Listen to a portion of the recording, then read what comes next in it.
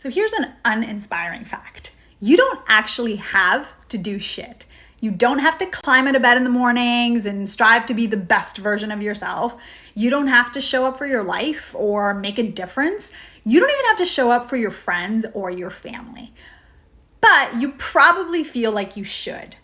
Problem is, shoulding all over yourself won't get you what you want because your life is likely good enough. I mean, it's not perfect, but your health is probably okay. I'm sure you've got a few meaningful relationships and a decent way of making a living.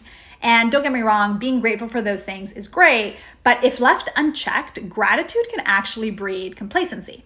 And that is totally fine unless you feel like you're called for more. Like you've just got this knowing inside of you that is never gonna let you be at peace until you do something about it. And that means you've got to change. But like Tony Robbins says, change only happens when the pain of staying the same is greater than the pain of changing. Which is why when we're comfortable and life is pretty good, it is so much harder to change than when some like devastating news or a big traumatic event happens.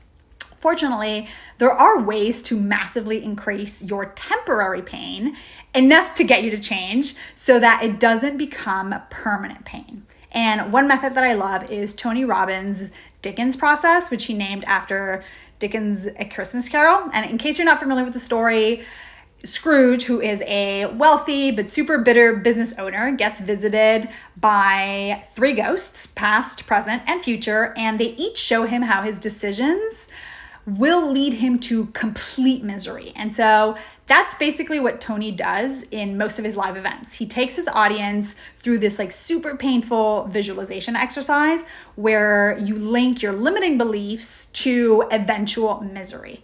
And I've gone through this a couple times, and everyone in the room, I mean, this is like tens of thousands of people in an event, ends up crying and wailing. I mean, you can really hear the pain of just imagining losing your health, your family, your friends, becoming a total failure because of these limiting beliefs, enough so that you are then super motivated to change them immediately. And if you want to try it on YouTube, if you just Google Dickens Process. Another option is using Tim Ferriss's Fear-Setting exercise, which he described in his TED Talk. Basically, it's a structured way for you to analyze any fear or block that you're having by first clearly defining the problem. And then you list all of the ways you could prevent it or repair it if it were to actually happen. And then you think through all of the potential benefits of even just attempting to do this thing. Even if it's unsuccessful, I mean, maybe you'll make connections, you'll learn a new skill, and then you end with something similar to the Dickens process where basically you think of all the possible negative costs of inaction. And Tim credits this as the sort of root cause for most of his greatest successes, like 4-Hour Work Week and launching his podcast.